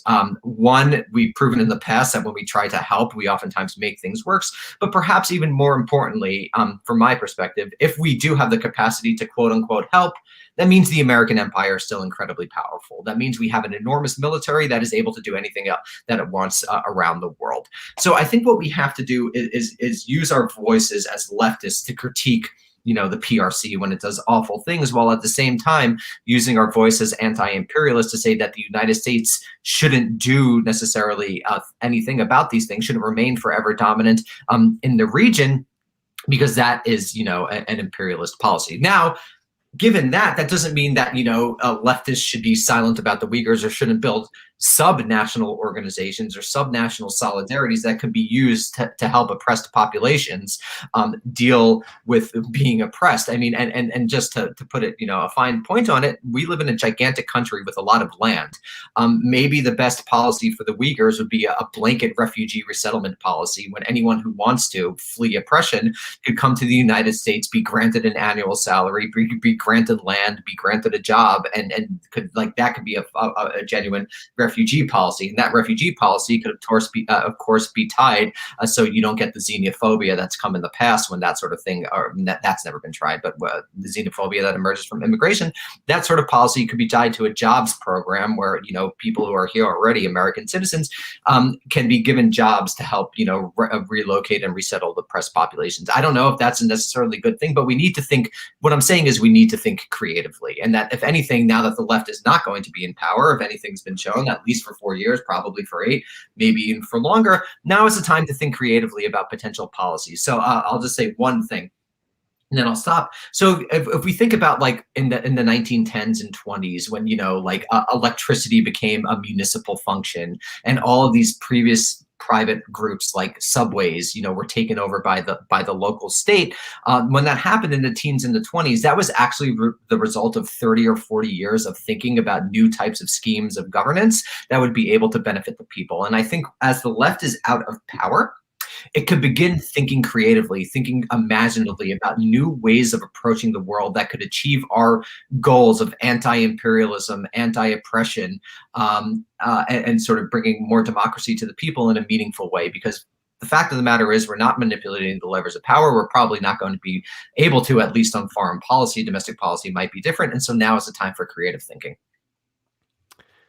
When I lived in Shanghai, in 2008, it was just remarkable how the government would just like raise an entire city block and then just like build like an entire new thing, like just forcibly remove like, maybe 10,000 people, 50,000 people from an entire city block, and then just move them to a different part of the city and then build new development. That happened next to the apartment that I was living in. They built a bar as part of this development that had China's first ever mechanical bull. And I got to tell you, there was a line around the block, like 2 times around the block, to try out this mechanic. So, maybe they're thinking creatively. They're buying off the people with mechanical bulls. The promise, right? This is what's interesting about the CCP, the Chinese Communist Party, right? Their entire legitimacy is rests on development, right? Yeah. It's very obvious when you live there. It is like breathtaking development. It's like, blink and an entire city block is just completely new. The feeling of like, forward development is very, very palpable. At least it was. I guess it's now 13 years since I lived there, but I think it probably still is. But then the question is, what happens when the development slows? And my understanding is it's already started to, and will continue and get slower and slower in the future. The Chinese Communist Party, in my opinion, is about to face an enormous crisis of legitimacy, which is one of the reasons that Xi has essentially made himself, even more of a dictator for life. Not even like a technocratic dictator, which is what they had, like a dictator, like President Xi, and so one of the reasons he's doing that, I think, is to basically defend against this coming delegitimization of the CCP. And what happens with that in such a gigantic country? I mean, who knows? So that, the CCP might be in power for 100 years. It might be in power for another 10 years. Tiananmen was only 30 years ago. And the Soviet Union, like the most right-wing kind of hawk in the United States, like did not see the Soviet Union collapsing in 1985. Yeah, so who knows? Ask a French noble in 1788 how long the monarchy is going to last. They would have said forever. So these things happen, and you can't know. All right, Daniel Bessner, thank you for being so generous with your time and letting us ask you anything we want about the world. So good to have you. Yeah, so good seeing you guys. I'll see you later. All right, see you soon. Love Danny. All right. Yeah, he's so brilliant. It's such a pleasure to have him on. I love having these conversations with him. And we love having conversations with you guys as well. So if you have a super chat question, leave it in the comment section of the YouTube stream that we're on right now. Just a friendly reminder, this is not the Young Turks. This is Jacobin, a completely different company, not at all related to the Young Turks. And just some people seem confused. Did I say something? No, it's the chat. No, it's the chat. Yeah. There's some chat going on today. We're our own thing.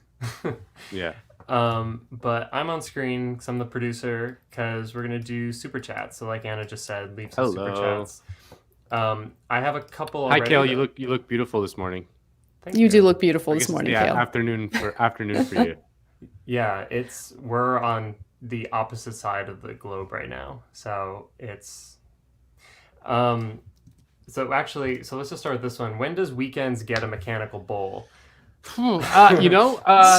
Bossker, well, if you guys send enough super chats, we can finance mechanical bull. We'll do it democratically. If the people want a mechanical bull and we raise enough money, I'll ride the freaking bull. Okay, I'll do it. It's fine. I'm not above it.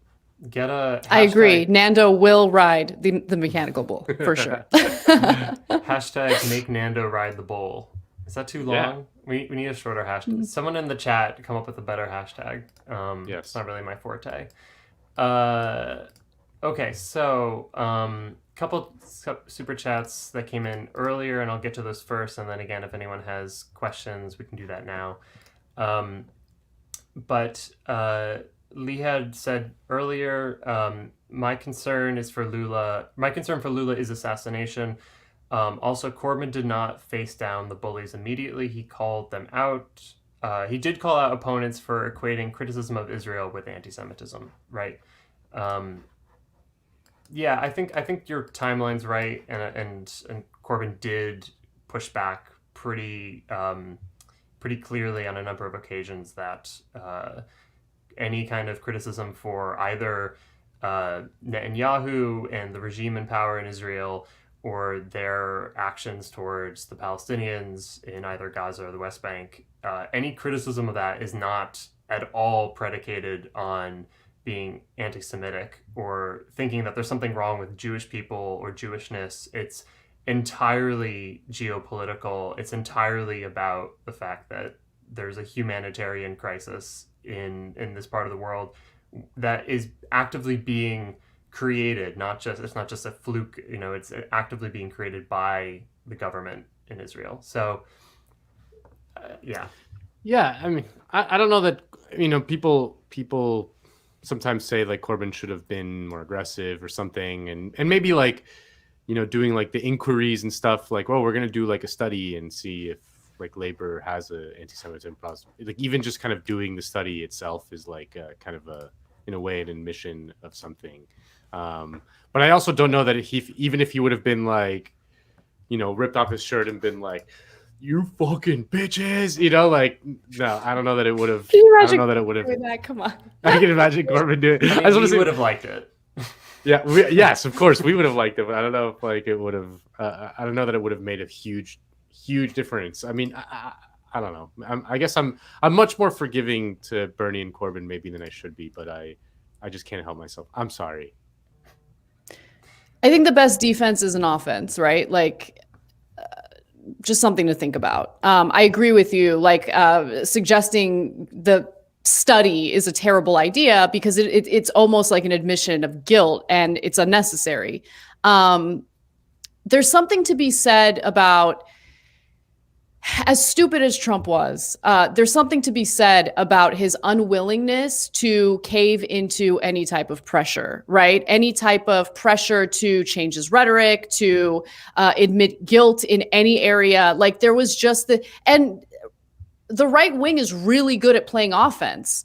Whereas I think the left tends to find itself in a position of having to defend itself or explain, its positions. And I don't know if that's going to get better. I don't know if there's any thinking about, I think one of the biggest problems as well is like no ideological group is willing to stab each other in the back more than the left is. I mean, you see it all the time, and that's a problem as well. Like you saw it with what happened to Lula. I mean, obviously that was a politically motivated prosecution, and the second he gets accused of corruption, he starts losing support, right? And you see similar themes playing out in America as well. We need to actually, solidarity isn't just like rhetoric. Solidarity is an action as well. And we need to think critically about any type of accusations that are, lodged against our comrades, And so that's something that I would kind of look out for moving forward. Right. I mean, there's this horrible temptation that, and it speaks to exactly what Anna's talking about, that the left has to get away from, which is anytime, especially someone in a position of power on the left doesn't do what you want, it's evidence that they have sold out, that they're now working for someone else. They're no longer on your side. They no longer believe the cause. They've given up the ideals. They said that about Morales all the time. Right. I remember. Yeah. That was like a classic, well, he's not progressive enough. Right. Not pure enough. Yeah. Yeah. Yeah. I mean, if you're on the left and you take the idea that if you actually think that capitalism is a real, massive, and powerful economic system that we live within, that it's a real abstraction. You can't touch capitalism, but it's this massive force around us that is dictating You can't touch it, but it touches you. It touches you. Yeah, you just can't touch it back. So, but if you're a left politician, there are massive pressures, real pressures that are pushing you as far as it possibly can away from your left political project, because left politics is inherently antagonistic to the status quo. Like our ethos that drives our decision making is that we want to put people over profits, and that's literally the opposite of what our system produces regularly, where people are just an input into getting profit at the end of the day. And so if you're running a government within capitalism, you have to deal with the fact that the state largely is there, not entirely, but a lot of the functioning of the state is that it has to make sure that profits are up, that markets are good, that capitalists are happy. And even if that's not the case, capitalists will let you know that they're unhappy. Even inactivity. You don't even have to be pushing forward a left agenda. Obama had an entirely Goldman Sachs decided cabinet coming in 2008. And yet, he's still going to the bankers saying, I promise you, we're not going to let anyone touch you. You're going to be okay. Because, the government ends up going to Wall Street, ends up going to these corporations and telling them, like, don't even get a wrong idea in your head. Like, I promise I'm going to be on your side. Because if corporations and capitalists turn against you, not even collectively, just individually, after a while, it will destroy your government, because it means that they can drive up unemployment. They can there's shortages of key goods that not only we as consumers need, but also are inputs into other production processes. So a left in government has to make certain not great decisions. I mean, that's just part of what it means to be in government, because from the vantage point of the left, because you do have to, basically, if you're serious, you do have to keep profitability up. And this is what, when we had Corbyn on a couple weeks ago, we had I think Nando read the quote by Tony Benn, which is that the challenge of the left in government, the challenge of the socialist reformer, is that you have to be able to guarantee, to the best of your ability, people's security in the here and now while you're actively transforming society. And it's really hard. And so most of the time people fail. I mean, that's just what it is. So like Bessner's new piece in his next piece in Foreign Exchanges talks a little bit about this, in that one of the, like, if you're just some leftist in Ecuador or Bolivia or whatever, you're just in a tiny little country within the forces of global capitalism, right? It's like the Bond quote, "You are but a kite dancing in the hurricane, Mr. Bond." And it's so there has to be some sort of thinking about, like, the international nature of all these things, and like how a corporation can just, like, pack up and leave whenever it wants, and without some sort of international cooperation, not just like the obvious things like climate change, which requires all kinds of international cooperation, or what we're seeing with the pandemic, just the basic functioning of the economic flows. And he's saying, like, we just got to think about these kind of, like, international governance. I mean, it might be like a pie in the sky thing to think about, but like there is no other way. There just isn't no other. There ain't no other way to really do it without some form of international governance. So he has, like, the provocative thing of, like, that maybe the U.S. empire could be converted into some sort of international. Who knows? But, like, that is, like, at the end of the day, those are always the problems that you bump up against, right? Is that the corporations can just pack up and leave and take the money elsewhere, and like the kid that doesn't like the toy or doesn't like the game and just takes the ball and goes home. Right. So there's another question that I wanted to read because it's related to this.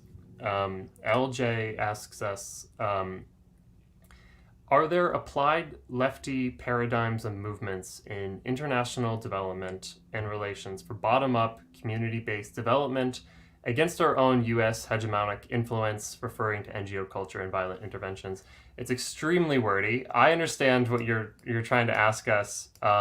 Also, you're making me read this on camera. I need simple words. I'm like fourth grade simple reading words. level. But you know, but I guess the question is largely around like, what is left international politics practically? What does that actually mean? And how do we understand that? Like, are there examples? And he's contrasting it again with kind of how the U.S. does internationalism. And I'm sorry, I was putting on scare quotes, but I'm off camera. In reference to militarism and basically the NGOs kind of being the substitute for any kind of like genuine kind of humanitarian intervention. Yeah, I mean, well, they tried it back in the day, right, with like the Communist International and thing. I mean, they understood that, and that's what they were trying to do. They understood the need to maybe create international working, labor unions and things like that. Like these questions are kind of, they've been around, and there's been attempts. It's just really hard. It's a big world, a lot of people out there. They all have different needs, wants, and kind of concerns, and there's all kinds of barriers to that kind of international cooperation, solidarity, and, for lack of a better term, governance. The Communist Internationals failed. I mean, they were not able to institute that kind of cooperation. So I don't know. There's no current really super promising thing out there. I don't see. I don't know if I'm missing anything, but yeah, the NGOs good example of the NGOs like Human Rights Watch, right? Supposedly venerable NGO, mainstream press covers it all the time, whatever it says. They're condemning the Mas government in Bolivia for releasing the political prisoners that were jailed during the right-wing coup. And it's like, shut up. What? And they're condemning the arrest of Jenny Yanez, a super genius who brutalized indigenous Bolivians, yes, and not just that, but if you do a coup, read the room, man, get the hell out of the country when it fails. That's just 101. You got to flee to the United States, like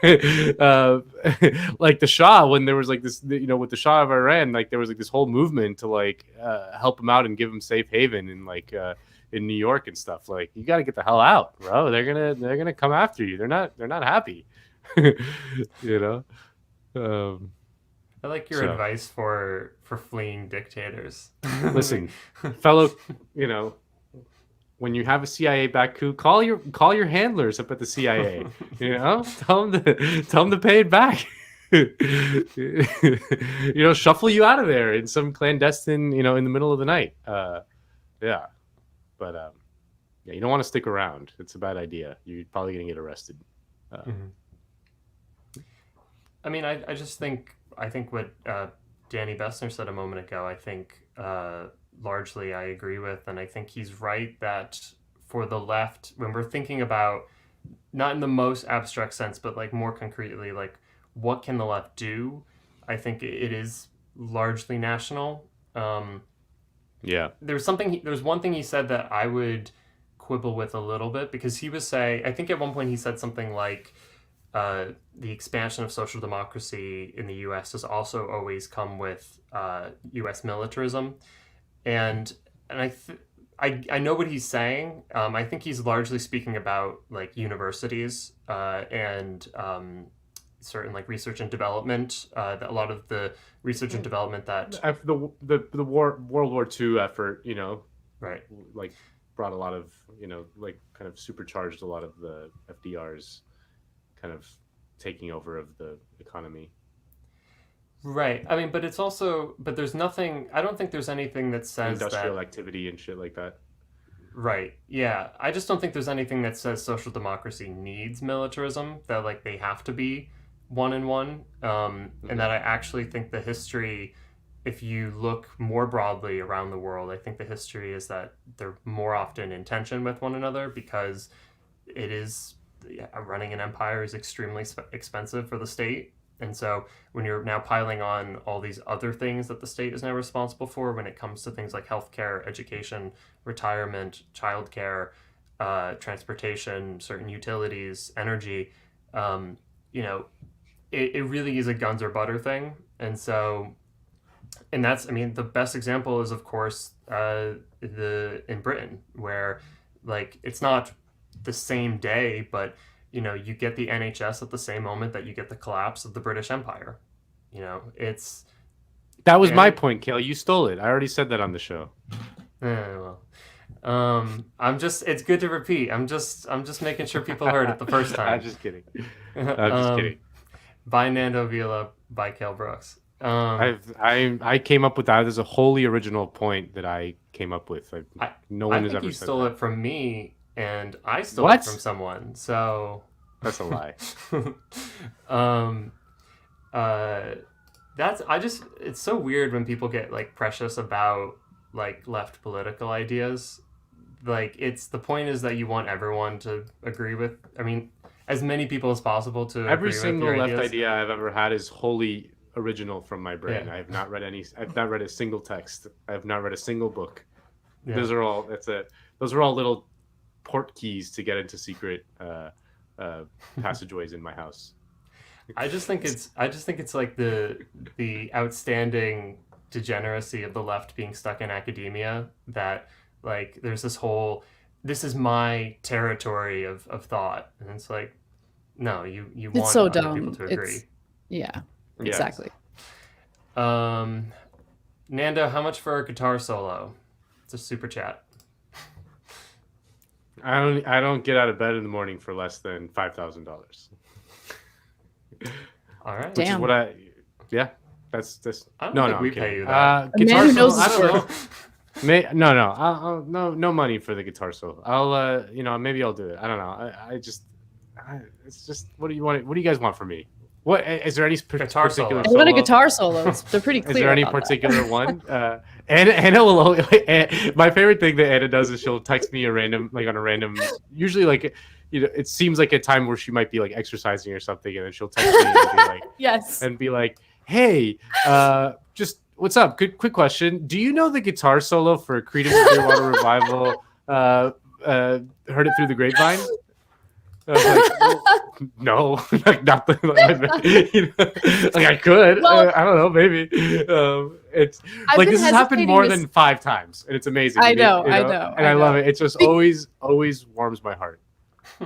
Because I'm impressed that you can play a musical instrument and you're obviously very good at it. You just Google it. Nando's all over the internet playing guitar solos. So when I hear a good guitar solo, I'm like, who do I know who can actually do this? And then I think of you. That's why I send you those messages. But it's okay. I mean, Jacobin audience, if you play the guitar, let me know and I'll hit you up instead of Nando. I won't hit you up. I'm kidding. Yeah, Nando, were you complaining? No complaining. Nando's really good, by the way. So definitely like look for those videos. They're very good. We had a segment. We did when we did the co-ops. Yeah, the Taylor guitar segment. That's right. Know? Yeah, there's a little glimpse in there, a little Hendrix. Oh, I used to be so obsessed with Hendrix that it was like dangerous. Where I was like, I would just tool around with like my amp, and like I would, spend all my money on like trying different guitar pedals to just get the exact tone that Hendrix had, and obviously you could never do it. It's just very frustrating. So it's just getting very, very close, but never quite getting the perfect tone. It's just, that was like my high school, was just me obsessively trying to, play the Red House intro with the perfect Hendrix tone, but couldn't get it. Last one. We got a question. I don't know if this is an active idea that is going around. I'm not aware of it, but someone was asking us thoughts on a second Homestead Act to resettle the Great Plains. Small towns have been losing people for decades, and the low cost of living federal funds would go further and justify groceries, hospitals, etc. Thanks for the super chat. You got thoughts on that one? Is that on the agenda? I don't know. I haven't heard anything about it. I don't feel comfortable commenting on it. I just have not read anything about a second Homestead Act. I just I don't know. Well, so just the original Homestead Act was in the mid 1800s, and it was basically an easy, cheap way to get. Kale is furiously, like I heard the clicks just Googling Wikipedia. It was actually passed. It was part of the Great Compromise of 1845. Listen. It's my job to perform, basically. I don't know anything. I'm just making this up. You shouldn't trust anything I've ever said on this show. This is just Googling and I think the point that I was about to make is just that, I mean, the original Homestead Act largely my understanding is that it largely was in fact connected to, for instance, the interests of railroad companies and wanting to continue expanding west. That, basically just the logic of like needing to make a profit. And if you're in the railroad industry, you have to keep putting down rail, and it's beneficial for all businesses and capitalists to have that kind of circulation available and quick, easy access around the country. So I think part of it was also in that same effort. I think I'm cribbing this from Thomas Ferguson's work, but anyways. I thought it was Wikipedia. Yeah, I'm holding an open book in front of me right now. But yeah, no, I think just the point that I'm just making is that I think in large part something like that, it was tied to certain kind of greater economic interests at the time. And so obviously, and again, it's interest insofar as they're to the benefit of capitalists and corporations and businesses. Whereas obviously what you're talking about in your super chat is like rural America has been decimated and we need a massive amount of infrastructure, and we need hospitals and good nutritional food. Again, I don't know if that means basically sending people to go live out in rural America. I don't think that's really likely, just because of like that sounds a little. People end up living where like businesses are, because that's where they have to work. So businesses end up being closer to cities. So it's not like, some people want to live out in rural parts of the country, but most of the time the incentive is because you got to live where you work. So I think the point is that we would want to have a federal jobs guarantee where we were building tons of new infrastructure across the country, and especially in rural America, that gets the least upgrades and the least development out of the entire country. And so and that would, if done correctly, it would provide a ton of jobs, and they should be public, union jobs where people are getting paid a living wage to build the communities that they live in. That's what I would do. I would do federal jobs guarantee. I don't know about a Homestead Act. Wow. Are there any more? We can probably call it there. Yeah. Okay, well, so there's one more. And I don't know if you want to jump into this, but some people wanted clarification about, a couple weeks ago we had talked about, or maybe last week, I don't know, whenever, we were talking about the effectiveness of Black Lives Matter protests, and you had said a lot of the problem was that it was lacking labor militancy and a labor movement undergirding that. And so I think there was a question about just wanting a little bit more of an elaboration. Well, I think maybe I don't know, maybe if I didn't convey the point as effectively as I wanted to, but I mean, the general point being that street protests on their own are not a super effective vehicle for change. That we saw I mean, we had some of the largest global protests ever to stop the Iraq War, and the Iraq War was not stopped. It just was not, and I remember it. And then in last summer, after George Floyd was murdered, we saw some of the largest protests ever in this country, plus around the world, with protests in solidarity all over the world. Even David Guetta did a whole concert about it. Of course he did. Yeah, you guys haven't seen that video? It's amazing. Michael Brooks and I did a SALT segment on that. There was there the day you go, that yeah. Anna was off, and Michael and I talked about David Guetta. And it's amazing. Yeah, please look that video. Concert on top of the UN with Yes. remixing. This MLK. is for George Floyd, eh? These are the funky beats for George Floyd and his entire family. Okay, but answer the question because it's important. Sorry. Because I think there was a misunderstanding, and go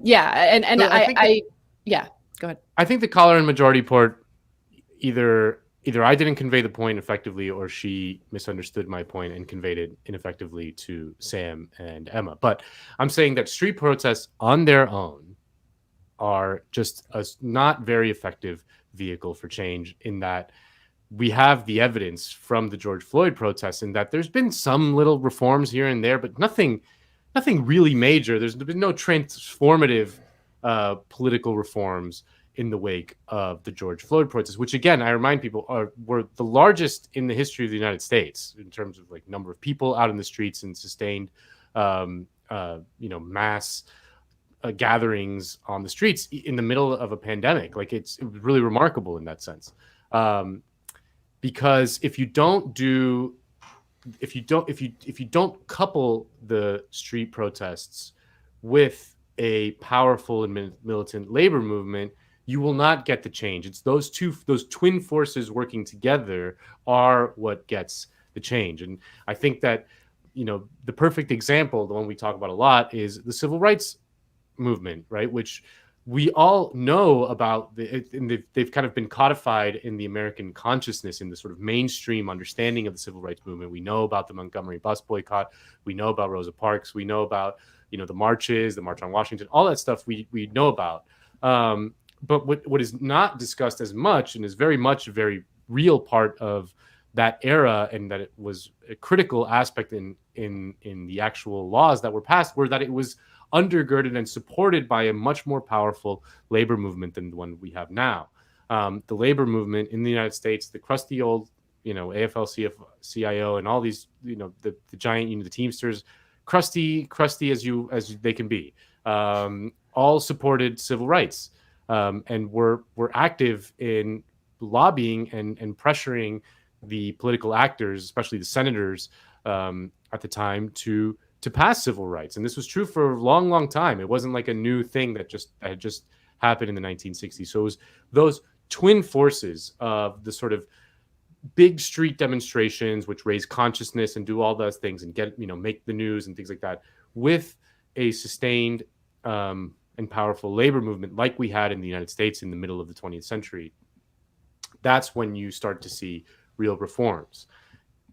The experience in the 21st century of America has been a decline of labor power, with a series of very spectacular street protests. I mean, we had Iraq, we had Occupy, we had the George Floyd protests, none of which have really delivered the goods the way the civil rights movement did. And the big difference between the civil rights movement and those was the backing of organized labor and a powerful organized labor movement, I guess, is because I'm sure like the labor unions all support these things, but they're just not as powerful as they used to be.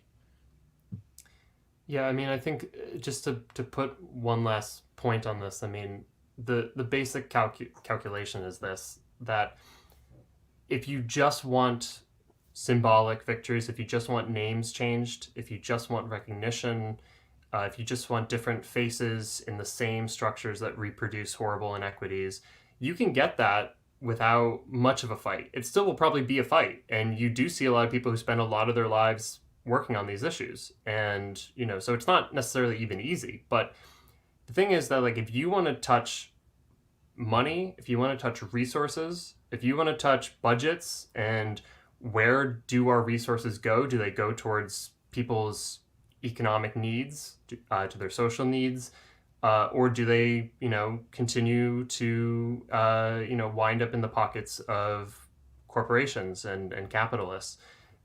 If you want to touch those other things, you have to address power in society, and you have to address where power really resides. And in capitalism, it's in the process of making a profit. It's in that process of capitalists buying the necessary inputs, whether it's resources and, purchasing labor, hiring people, making something, putting it out to the market, and then making a profit that was greater than their initial investment. And the place where people can actually fight back in that process is in the workplace. It's not out in the street, because that's not where they're making profits.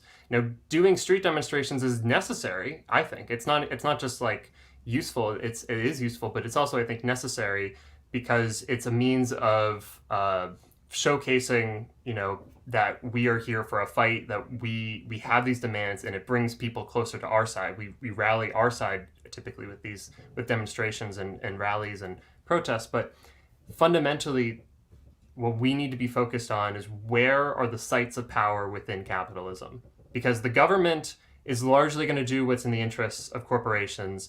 Even if you get people like Bernie Sanders and AOC and others elected, that's important. That does in fact help a great deal. But at the end of the day, like, the budgets that they're coming up with are still dependent on investment. They're still dependent on employment. Employment is privately controlled because it's determined by corporations and capitalists. If you want to fight back, you have to hit them where it hurts the most, and that is in their ability to make profit. And that's why the left, it's not for any dogmatic reason. It's not because we particularly are enamored with working people. It's not even that they're suffering the most, because, you can claim there's other more pressing issues even. Like, someone immediately suffering from domestic violence is something that's much more immediately pressing, in someone in a much more horrific, oppressive situation.